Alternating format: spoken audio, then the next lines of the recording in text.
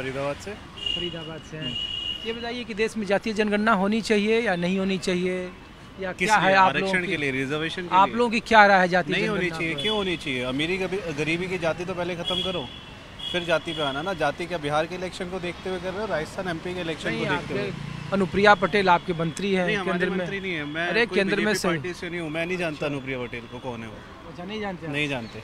खाली प्रधानमंत्री जी को जानते नहीं, प्रधानमंत्री जी को जानते हैं, योगी जी को जानते हैं, खट्टर जी को जानते हैं, जिन्होंने काम करा उन्हें सबको जानते हैं हम। और अनुप्रिया पटेल जी को नहीं जानते? नहीं जानते। अच्छा, तो हरियाणा में आप फिर इनेलो को भी नहीं जानते होंगे? नहीं जानते। जो उनके सरकार आपके सहयोगी हैं उनको भी नहीं जानते होंगे? नहीं, दुष्यंत जी को जानते हैं। दुष्यंत जी को जानते हैं, बिल्कुल जानते हैं। तो अच्छे डिप्टी सीएम है वो।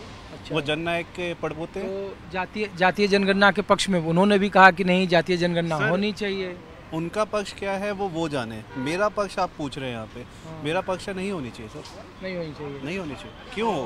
अभी नौकरियाँ क्या कम है क्या? आप यूपीएससी की तैयारी करने जाओ, जनरल वर्ग को क्या मिलता है? कुछ नहीं।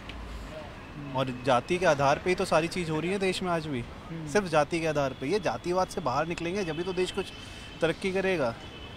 युवा को जाति से कोई मतलब नहीं है, आरक्षण से कोई मतलब नहीं है। जो हो रहा है अच्छा हो रहा है। Like we are in a proud nation. तो फिर देश में आरक्षण की फिर क्या ज़रूरत है? देखिए, आरक्षण की ज़रूरत है तेजस्वी यादव जैसे डिप्टी सीएम को, जो 9वीं 10वीं फेल है और वो डिप्टी सीएम है। तो ये बिहार का दुर्भाग्य है ना। जनता ने भैया उनको भी 116 सीट दी है। अगर आपको सबसे पहले, इससे पहले वोटिंग का अधिकार होना चाहिए।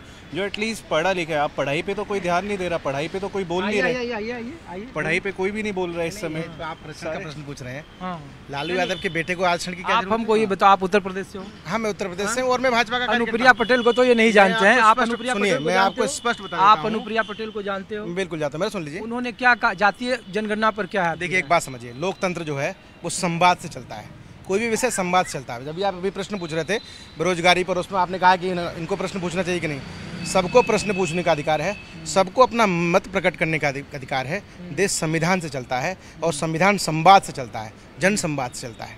तो अनुप्रिया पटेल जी हो या मैं हूँ या आप हों या ये हों, इस देश के सब जिम्मेदार नागरिक हैं। सबको अपनी बात रखने का अधिकार है। परंतु मेरा प्रश्न आपसे है कि इस प्रश्न का जवाब आप ही दे दीजिए कि लालू यादव जी के बेटे को आरक्षण की क्या ज़रूरत है? और अगर आरक्षण की ज़रूरत थी, आवश्यकता थी, लिया और मिला, तो पढ़े क्यों नहीं भैया? किसने रोका था? अरे तो नहीं, एक बात बताइए कि सारे जितने सुविधा सुख हैं वो सब आपको चाहिए। अब आ गया चुनाव का समय, तो आपने जनगणना को आगे कर दिया। समाज को विभाजित करके क्या करना चाहते हो? बांटना क्यों चाहते हो? यही सवाल तो आज तेजस्वी यादव ने भी कहा कि भैया अगर जातीय जनगणना, अगर जाति से इतना परहेज है, संविधान में देश के प्रधानमंत्री क्यों करें कि मैं ओबीसी हूँ? नहीं, प्रधानमंत्री क्यों करें? दो चीजें हैं। एक तो मान लीजिए कि मैं जैसे मान लीजिए जाति से ब्राह्मण हूँ और मैंने कहा कि मुझे ब्राह्मण होने पर गर्व है, बराबर? तो इसका कहीं मतलब थोड़ी ना है कि आप मेरे से कम श्रेष्ठ हैं।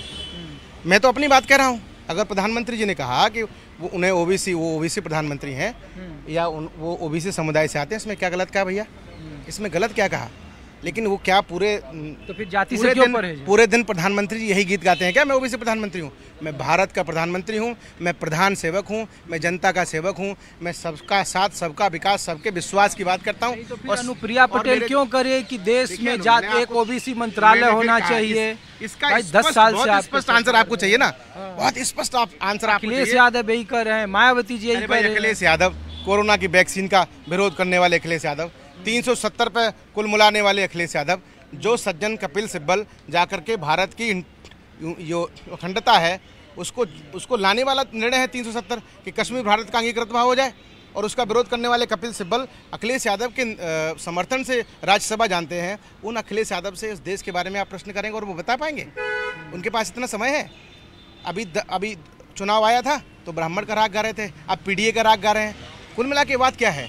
अगर वो सच में पिछड़ा के हितैषी थे, ये कांग्रेस या कोई भी, जो मैं बोल रहा हूँ, मैं जिम्मेदार कार्यकर्ता हूँ भाजपा का, अगर ये पिछड़ों के हितैषी थे तो पिछड़ा वर्ग आयोग किसने बनाया? मोदी जी की सरकार ने।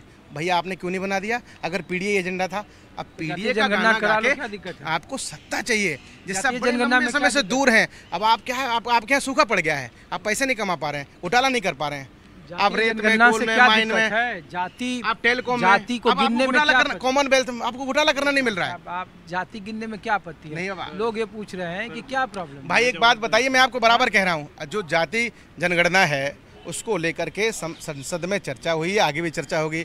आवश्यक समझा जाए, सब लोग सहमति बनती है, लोकतंत्र उस ओर जाता जरूर होनी चाहिए, उसमें कोई विरोध नहीं कर रहे हैं।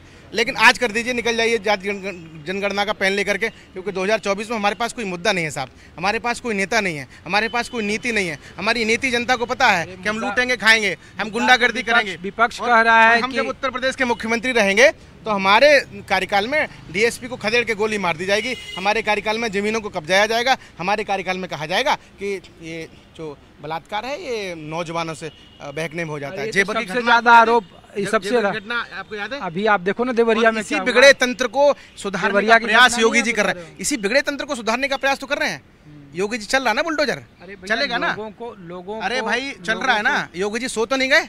बुलंदशहर की घटना याद है आपको, जो बलात्कार हुआ था, दर्दनाक, उसका जिक्र करना भी कुंठा अनुभव करता है व्यक्ति। क्या किया अखिलेश यादव ने, बताएं क्या निर्णय थे उनके, क्या अचीवमेंट थे? लाल टोपी लगा करके समाज को अराजकता में झोंक देना, अविश्वासपूर्ण बातें करना, समाज को विखंडित करना, तोड़ने का प्रयास करना। मिला के दिखाइए ना, एक साथ लेके चलने की बात करिए ना। अगर हम कहते हैं कि हमारे प्रधानमंत्री ओबीसी समुदाय से आते हैं, तो मैं ब्राह्मण हूँ, मेरी आस्था उनमें एक ओबीसी से अधिक है। ये है उनका नेतृत्व, ये है सामूहिकता। हम कब कह रहे हैं कि प्रधानमंत्री, तो आप जाति जनगणना क्यों नहीं करा रहे हो? क्या फिर वही बात आप बार-बार, आप हम नहीं बोल रहे हैं, आपको लोग पूछ रहे हैं कि भैया अगर आप मुझे बताइए, क्या आज आपको ये कह के भेजा गया है कि जाति जनगणना पर माहौल, पूरा एजेंडा देश का आप ही लोग सेट? नहीं हम, अरे भाई आप फिर गलत चले गए। इस देश का एजेंडा, आम आदमी सवाल भी, इस देश का एजेंडा, इस देश की सरकार, इस देश का भविष्य यहाँ की जनता तय करती है। न मैं तय करूंगा ना आप तय करेंगे। तो ये जो जनता के बीच में, जनता से जनता कह रही है तो बिल्कुल करिए। सही बोल रहे हैं नेताजी, सही बोल रहे नेताजी, एक नंबर की बात। आप भी लगता है साथ में हो? नहीं, साथ में नहीं, मैं यूपी से हूँ, गेट नोएडा से। उत्तर प्रदेश से? उत्तर प्रदेश से। मैं अपना व्यवसाय करता हूँ, प्रॉपर्टी डीलिंग करता हूँ, मेरा प्रॉपर्टी डीलिंग भाई का, उनके साथ करता हूँ काम। तो क्या माहौल है 2024 का देश में? 2024 का सही है, विपक्षी थोड़ा घबरा रहा है। और क्या है, विपक्ष घबरा रहा है? विपक्ष के पास तो सीट ही नहीं यार, क्यों घबराएगा? घबराएगा ही वो तो। देखो जो सरकार काम करती है वो तो आगे रहेगी वो। नहीं तो विपक्ष क्यों घबराएगा जब विपक्ष के पास सीट नहीं है? जिसके पास सीट है वो घबराएगा ना। सब सीट आ जाती है इनकी, ये सब सीट ले आते हैं टाइम पे। टाइम पे कैसे ले आते हैं? टाइम पे सब ले आते हैं। 5 सीट है लोकसभा का समाजवादी पार्टी के पास, तो क्यों घबराएगी? जिसका सबसे कम संख्या वो घबराएगी या जिसके पास ज्यादा है? अगर मैं कुछ भी काम को कर रहा हूँ, मेरे सामने तो कोई आएगा ना। ये तो नहीं है मैं अकेला ही खड़ा रहूँगा उसके लिए। व्यक्ति तो आए, कोई ना कोई तो आएगा उसके सामने। अब नहीं आएगा, टाइम पे आएगा। और मैं कहना चाहता हूँ अनाधिकृत भाव से, आज आप ये जो विपक्ष है ना, जातिगत जनगणना की बात कर रहा है, यही लोग कश्मीर में रेफरेंडम की बात भी कर रहे थे। इस पर आपका क्या स्टैंड है, या अखिलेश यादव का क्या स्टैंड है कि कश्मीर पर रेफरेंडम होना चाहिए?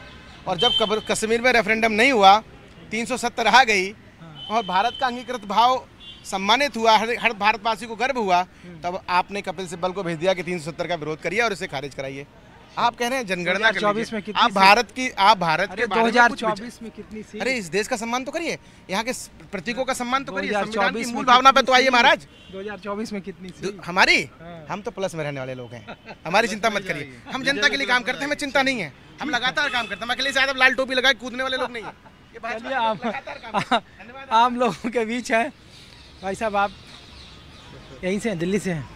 हाँ जी। क्या करते हैं? मैं चार्टर्ड अकाउंटेंट हूँ। अच्छा, सीए हैं। तो देश की में कैसा चल रहा है? बढ़िया चल रहा है सर, बहुत बढ़िया चल रहा है। G20 आपने देखा होगा। हाँ। देश नहीं, का हम लोगों ने प्रधानमंत्री का कॉन्क्लेव भी देखा था, जो चार्टर्ड अकाउंटेंट का सम्मेलन उन्होंने किया था, और उन्होंने कहा था कि देश में अगर कट मनी को सबसे ज़्यादा कोई रोकता है तो वो हमारे देश के सीए नौजवान लोग हैं।